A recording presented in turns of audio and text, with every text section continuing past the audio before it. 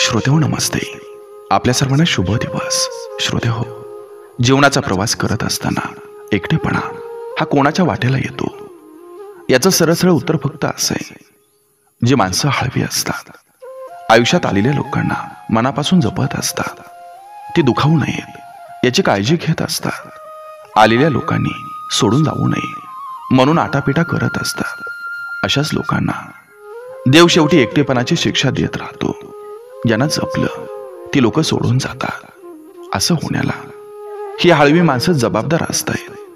श्रोते हो, आयुष्यात आलेल्या लोकांना जपण्यासाठी स्वतःला अक्षरशः गहाण ठेवतात, पण त्यांची ही ओढ, त्यांचं हळवं मन हे कोणी समजून घेत नाही. त्यांच्या प्रत्येक कृतीत आणि बोलण्यात काहीतरी दोष शोधला जातो. आणि श्रोते हो, हळवी माणसं ही एकटी पडत जातात. खरं तर त्यांचा काही दोष नसतोय. बघा, पडतंय का? नक्की विचार करूया. चला, आजही आपल्यासाठी सुंदर विचारांची ही शतोरी, ही मालिका अशीच पुढे घेऊन आलोय. चला, करूया सुरुवात सुंदर विचारांना, सुंदर सुविचारांना.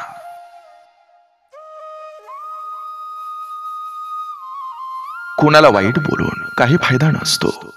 वाईट तर आपणच असतो की सर्वांना चांगलं समजून बसतो.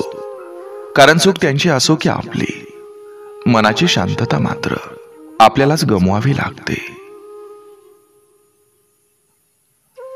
जसं प्रत्येक मार्गात काही ना काही समस्या येतात, तसंच प्रत्येक समस्येमधून काही ना काही मार्ग निघत असतो. सगळं काही सांभाळण्याची जबाबदारी फक्त आपलीच नसते. काही गोष्टी नियंत्रणाबाहेर गेल्या की सोडून द्यायच्या असतात. मग ती व्यक्ती असो किंवा परिस्थिती.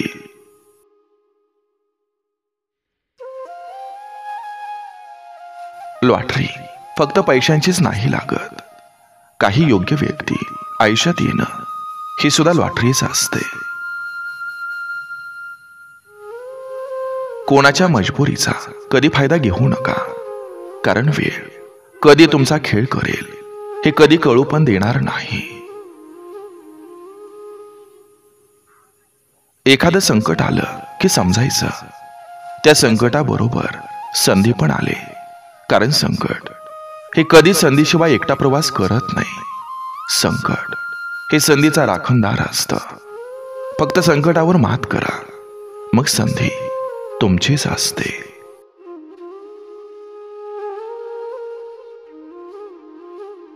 स्त्री ही तिच्या आवडत्या पुरुषाला सगळ्या व्यसनापासून दूर ठेवते, पण स्वतःच्या नशेची सवय मात्र हमखास लावून जाते.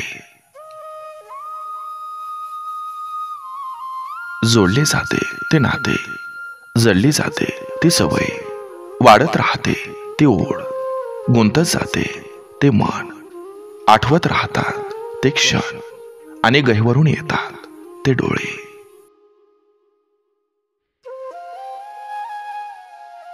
खूप वेळा मनस्थिती नसताना सुद्धा आपल्यावर आलेल्या परिस्थितीमुळं नको असलेलं कामही करावं लागतं. अगदी डोळं भरून येतात स्वीकार करताना. आपले बेशिस्त विचार आपल्याला सर्वात जास्त त्रास देतात. म्हणून आनंद कमी असला तरी चालेल, पण मनाची शांतता 100% असावी. कुटुंब महत्वाचं आहे, पैसा किंवा प्रॉपर्टी नाही, कारण ते कमावता येईल, पण या कुटुंबासोबत हा जन्म पुन्हा नाही.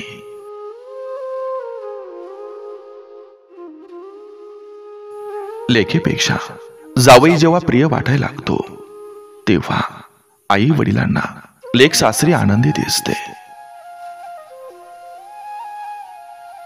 आयुष्याचा जोडीदार असा निवडा ज्याच्याजवळ शब्दांचं ज्ञान नसलं तरी चालेल, पण त्याच्याजवळ तुमच्या भावना समजून घेणारं मन असलं पाहिजे.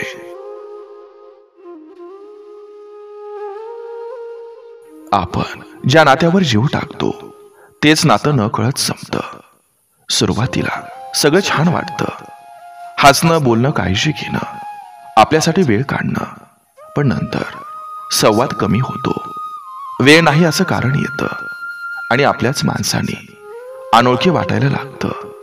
मग लक्षात येतं आपण ज्या नात्यावर जीव टाकला ते तितकंच खरंच नव्हतं कदाचित. मनात खूप काही असतं बोलायचं, पण समोरचा ऐकण्याच्या मूडमध्ये नसतो. तुम्ही केव्हा बरोबर होता हे कोणीही लक्षात ठेवत नाही, पण तुम्ही केव्हा चुकलात हे मात्र सर्व लक्षात ठेवतात.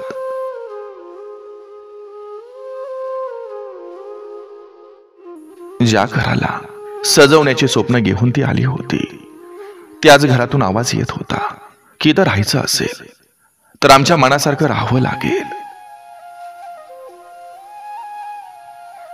नोकरी न करणारी स्त्री सुद्धा कर्तृत्ववान असते हे कधी कधी ती स्वतःच विसरते.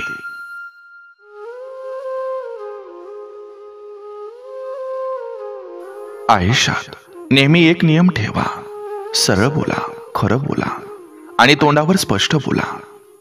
त्यामुळे जे आपले आहेत ते समजून घेतील आणि जे कामापुरते आहेत ते निघून जातील.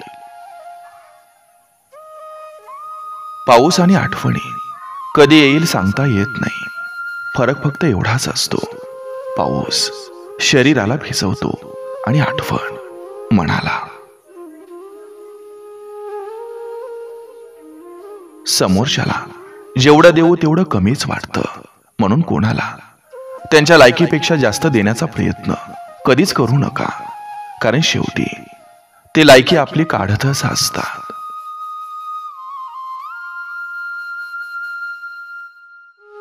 दुसऱ्यांची प्रतिमा मलिन करून त्यावर स्वतःचं स्मारक उभारण्यापेक्षा स्वतःची प्रतिमा तयार करून विचारांचा किल्ला उभारला तर तो नेहमी अभेद राहील. कष्ट करणारी लोक स्पष्ट बोलायला कधीही घाबरत नाहीत.